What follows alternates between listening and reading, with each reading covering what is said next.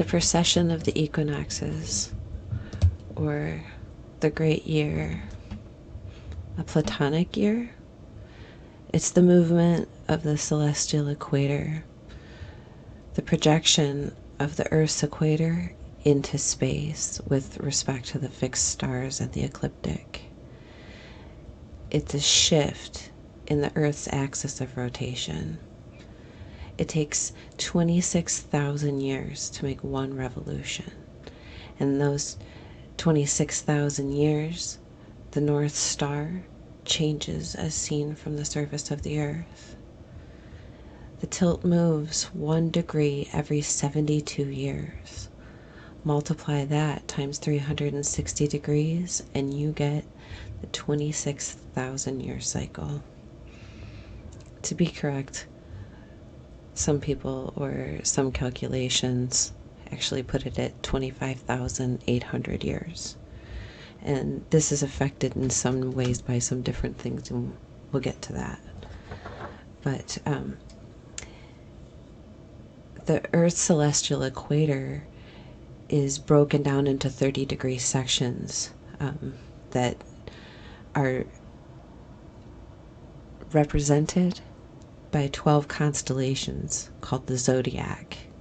The sun spends 2,150 years in each sign of the zodiac. The sun's location in front of the background stars at the time of the vernal equinox changes every 2,150 years. And when that change occurs, when the sun moves in front of a new constellation, that's when a new age begins. Like the age of Aquarius, the age of Pisces, the age of Aries, and so on. Every 13,000 years, the North Pole will be tilted toward the sun when Earth is at perihelion, right?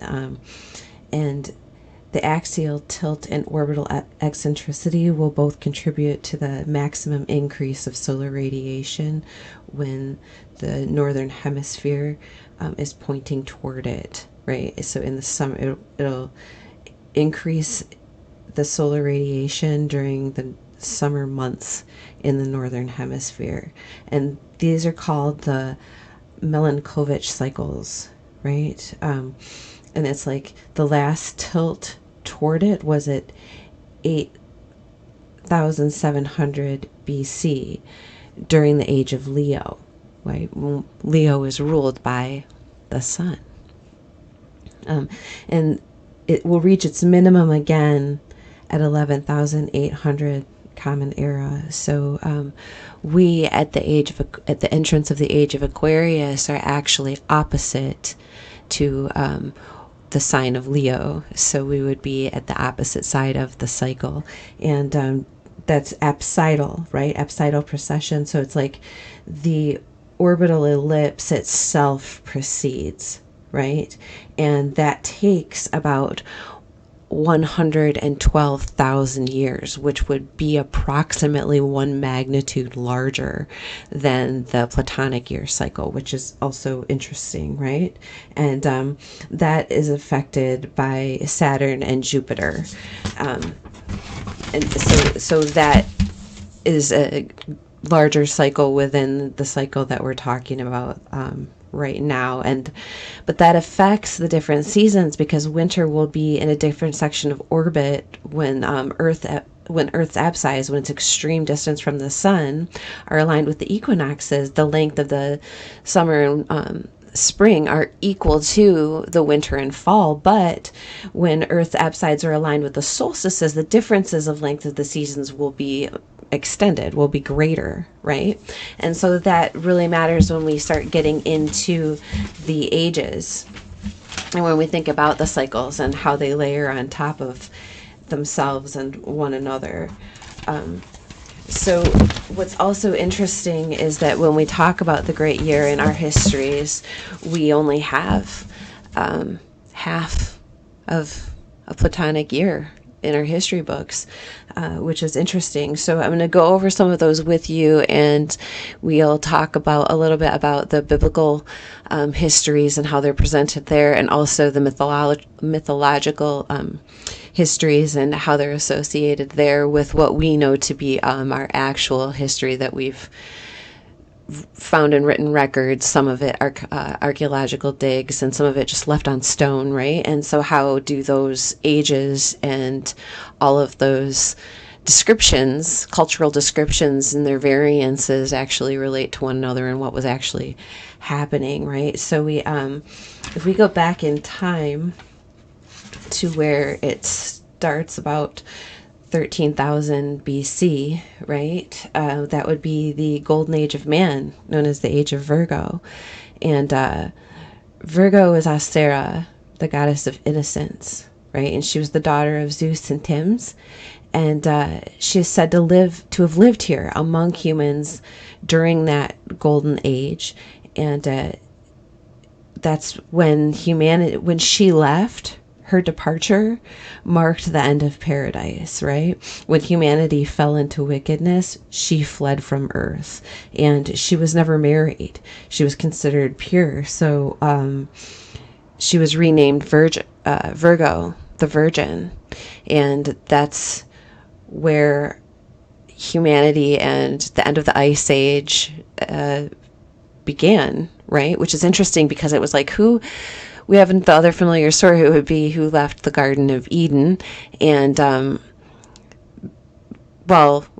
Eve, right? Eve and Adam were kicked out of the Garden of Eden because she was tempted by a snake. So the story goes, right? And they were thrown out of paradise. But that's interesting because was it Eve or was it Lilith? Because Lilith was actually Adam's first wife, right? And she was made at the same time from the same material, so the story goes, as Adam, but she refused to submit, so she left. So who would be the virgin? His wife who bore his children, or the one who left pure and vestal, right? And decided to go live amongst the stars. And then in both these cases, in the next era, the next age, it vacillates between, it undulates between masculine and feminine. So Virgo would be the feminine age, and then when it goes into a masculine age, which would be Leo, again, she's villainized and turned into this demon. So, and we can talk about that later. But anywho, it's important because Virgo is also ruled by Mercury. I do need to state that first. And Mercury,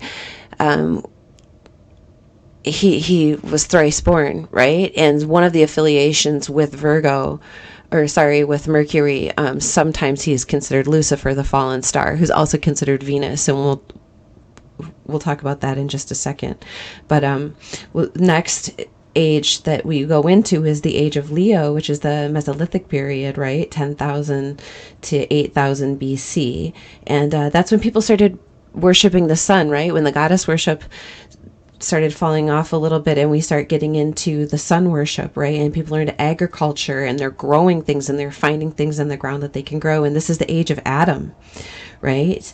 And it's the rescendence of the glacial coverage at the end of the Ice Age. So people are starting to be able to harvest vegetables and grow things, more readily eat vegetation as opposed to hunting for their meals. And they've been thrown out of the garden, so they're having to figure out things, what they can eat and what they can't eat, and things of that nature.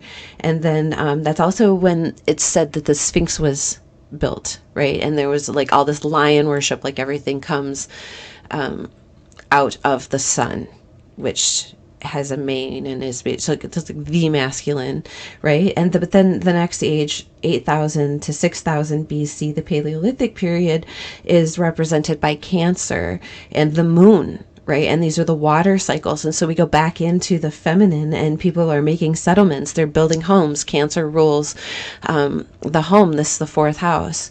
And I should say that the age of Leo was the fifth house, and the age of Virgo is the sixth house. So this is the age of Eve, right? So we've done away with the Virgin Vestal Virgo, the Lilith. She is gone, and Adam was by himself, right? He lived by himself, and he was lonely during his age of Adam. So that Eve was made from Adam, and they were kicked out together, so they had to create their own home now.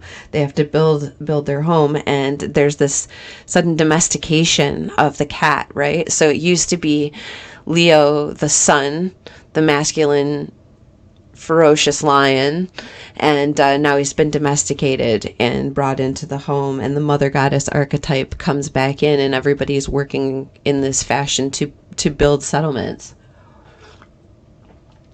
And to start to, they can eat what they can't eat, and begin. So then we start to move into the age of Gemini from 6006 BC to 4006 BC. And this is the age of Cain and Abel, right?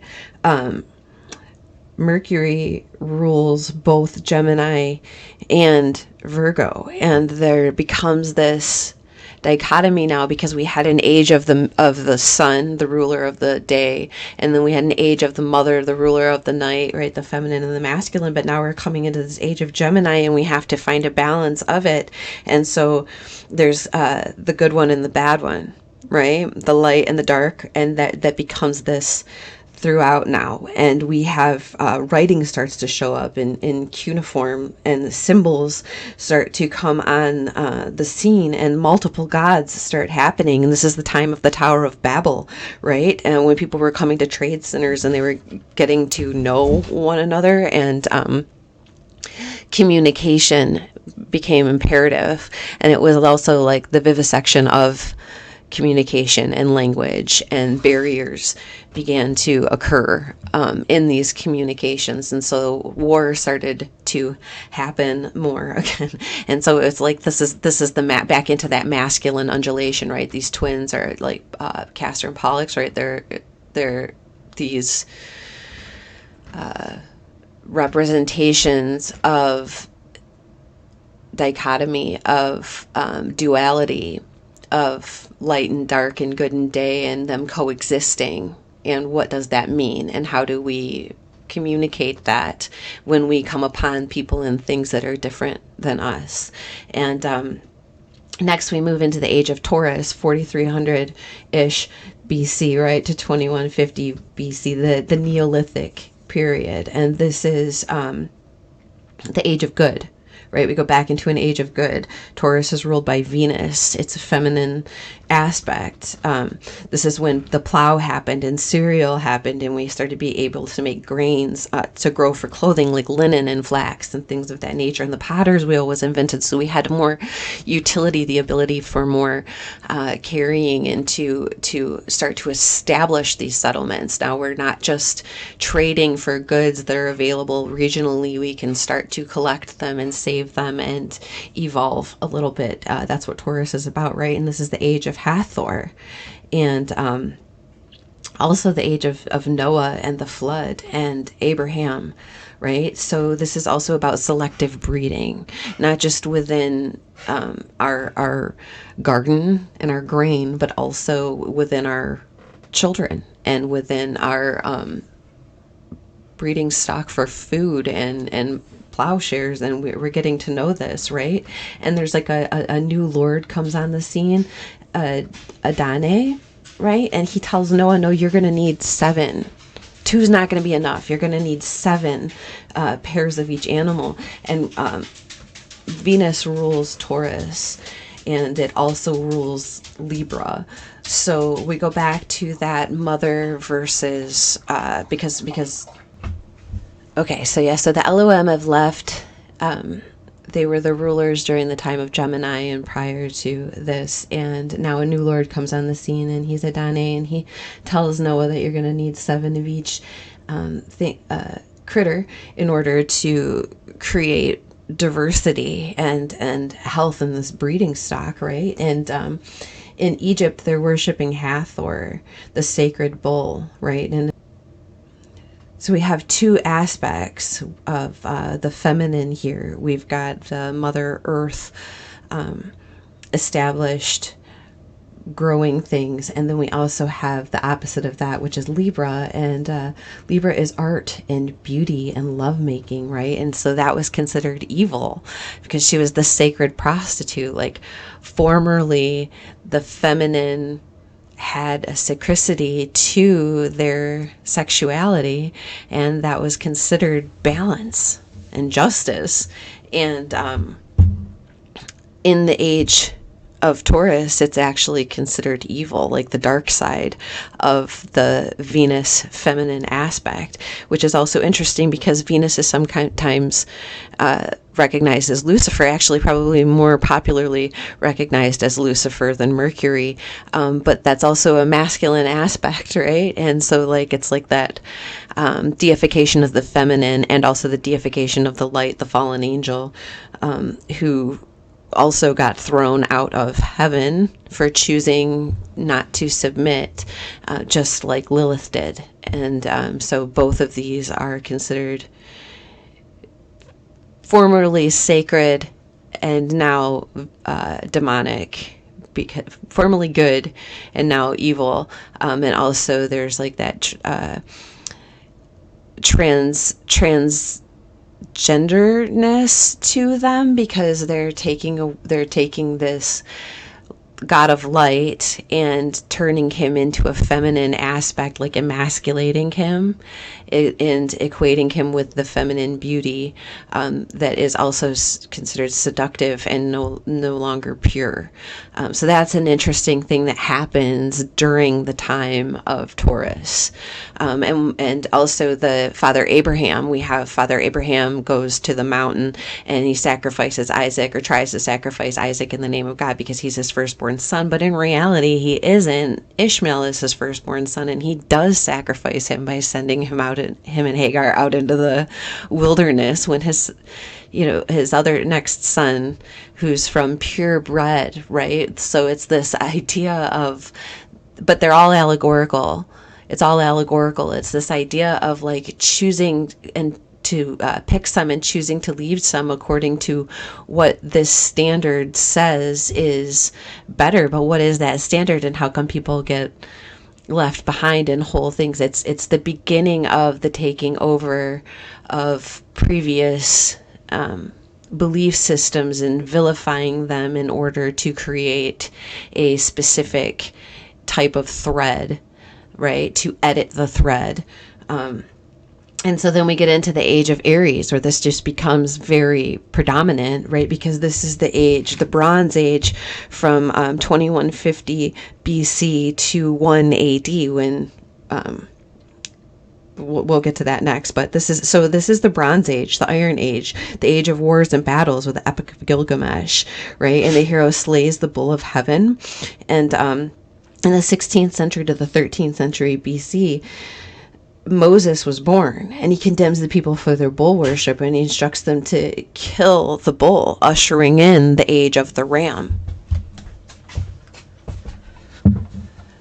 And we know that the instruction was to put the blood of the lamb above your doorway, so when the angel of death came over, he wouldn't kill your firstborn son. Right? And the interesting thing about Moses is that Moses was the son of, he was an Israelite, but he was raised as a prince in Egypt. And so then when he took the people out into the desert and they had to wander for 40 years, and he went up and he got the 10 Commandments, the 10 Commandments were reflective of the laws of Mott. And he brought them back down, and he said, these are the 10 rules. Like, we've edited this, and this is what we've decided. These are the 10 rules. And everybody who's worshiping this bull, this golden bull, shall die, shall perish. Like, you shouldn't. And he destroyed the bull, and he said, no more of that. Right. And the 40 years are the equivalent of, like, if you are in your prime, or you're considered, a full mature human. By the time you're 40 years old, you've gone through enough life experiences to be able to start your own philosophy, or you're built into your own philosophy and your own structure. Well, if you've been wandering in the desert for 40 years, you probably never lived in Egypt. You probably never knew that life. You probably never knew anything except what your parents taught you, and what your parents taught you was reflective of what their parents taught you, but it was their parents' experience in Egypt, their experience in the desert, and your experience rebuilding a new land. And so therefore you've never known that the 10 Commandments were actually the 40 laws of Mott, and you actually never knew to worship a bull. You knew to worship the ram. You were a sheep. You were, part of God's flock now. And in being so, also sacrificial, right? And so because during this time, empires and laws are good, but soldiers and slaves are like the arthropods, right? Because both Aries and Scorpio are ruled by Mars at this point. And so that's the good and the evil of Mars. The plants, the empire, the growth, right? Law is good, but the insects, the slaves, the things that come in multitudes and eat up in hordes, the crops are evil. They're bad. So that's the scorpionic, and the death and rebirth cycle, right? Is like, no, we don't need to do that, because they're all expendable in the name of the greater law.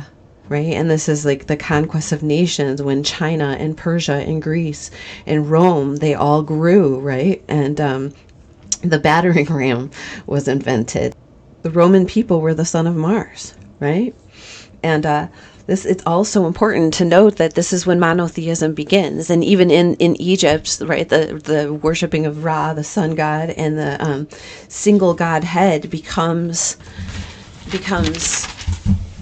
the way of life, the predominant belief structure, right? And then we begin the age of Pisces, right? The fall of Rome begins to it doesn't exactly begin to fall right at that moment, but it starts to disintegrate in the early century, first millennia AD.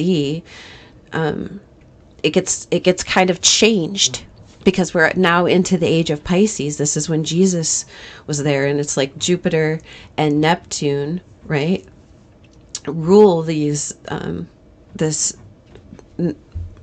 Neptune and Jupiter rule the sign of Pisces, right? And this is like expansion, and Jesus is the temperament, is said to have had the temperament of a Pisces, right? And the theme of fishes and the fishers of men, and the month of Pisces is actually the beginning of the Christian religion. And St. Peter the Apostle says this is the sign of Pisces, this is the sign of fish. And Pisces is actually the dying god, just like Jesus died, right? And the opposite of Virgo, the opposite of the Virgin Mary. So this is when things really begin to start changing. We change aircraft and ships, and people begin to really move out, right? Like Pisces, the fish, the fishers of men, and there's traversing through the waterways, and people start to begin to explore further and further out, and the poor masses of love your neighbor become kind of say prey for the predators, who are like the Jupiter aspect of this, right? Because Rome they're the sons of Mars, but Mars is the son of Jupiter. So there's this lineage of it's like Baal and all the different representations of the Jovian gods, and Zeus being the godhead, right? And that transitions into the son of that, Mars being the godhead, the Roman godhead. And then it comes back to, well, no, peace and love, man.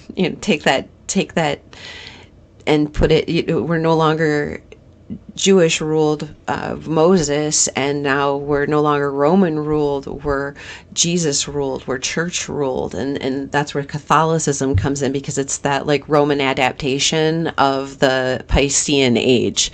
Like how do we eat the fish, right? And this is how we do it. And because it's supposed to be about like washing feet, right? Like your feet are represented, so this is your passage. Now you're clean, you're moving forward, and he died and he came back, and so we've gone into this realm, and now we've re-entered into life. We've let go of that whole cycle, right? And now it's time to move into the age of Aquarius, which is said to going to start between 2150 and 2720 AD in all its true form. So some people say that it started in 1999. Some people say it started in 2012. Some people say that it's not quite there yet. And this is because of axial precession and how all of that explained in the beginning kind of matters. If we're fully into it, we go into a retrograde, we come back into it. When does it fully begin? But we're wobbling our way there now, right? And so the age of Aquarius is ruled by Saturn, which also rules oddly enough and coincidentally enough the next sign that would be in line, which would be Capricorn, right? And so like Aquarius is genderless. It's the humanitarian. It's the age of freedom and tech and space travel and science and innovation, you know? And it's this broadening of the mind, right? Going into that state of open-mindedness and embracing kind of all of it, right? That moving forward together to get beyond innovation, which is why it's the opposite of Capricorn, which is tradition and superstition and don't mix with others, and that aspect of Saturn. So, and they're both Chronos, right? Like the big dad, kind of breaking free from that, right? And so we talk about Ganymede being the water bearer, and he was the only human male that Jupiter fell in love with, and he wouldn't let him go, so he invited him to be the cupbearer and the one to bring you your beverages and to sit with the gods. And when basically the dismantling of the pantheon occurred at the beginning of the age of Aries, when the monotheism began, Jupiter freed Ganymede, but didn't really free him. He put him out into the stars, and he became the cupbearer of the stars and of the Pleiades, and he's Aquarius. And so it even says, Jesus says in Luke chapter 22 verse 10, behold, ye are entered into this city, right? There shall a man meet you bearing a pitcher of water. Follow him into the house where he entereth. And so that means when you enter into the new city, the age of Aquarius, you will be met by a man who will be carrying a pitcher. Follow him into this house, this 11th house, right?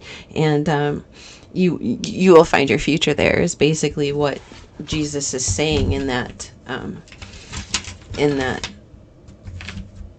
instruction. So and in that sense, we've come halfway around the precession of the equinox. We've gone from the age of Virgo into the age of Aquarius, or the age of Leo is basically where we're starting to go back into it. And it's kind of like that night and day, that undulation, being at the very top of it, being at our apsidal precession with our full tilt being pointing toward the sun, and now we're at the opposite end of that, and we're pointing away. And so there's very different changes occurring within our system when we're in this variance of position. And the seasons are affected, the earth is affected, and where we're located is affecting us, because now we're getting that full on cosmic charge with our back kind of turned away from the sun at that moment, and that lasts for a while, and it affects our humanity as well, and what we view as important.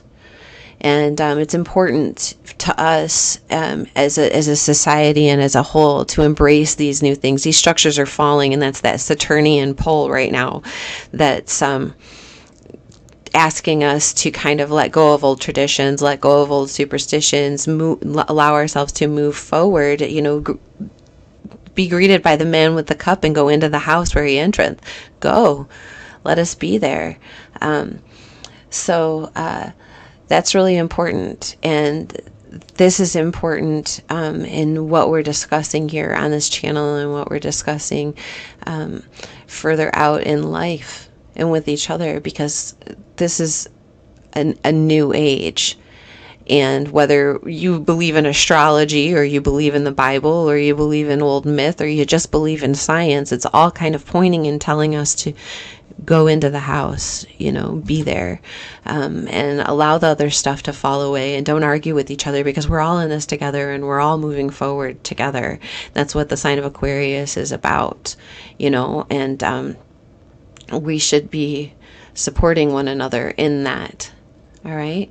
So thank you for being here and listening today, and enjoying this precession and entrance into the new house. Cheers to your cup, and have a great future. I'll talk to you guys soon.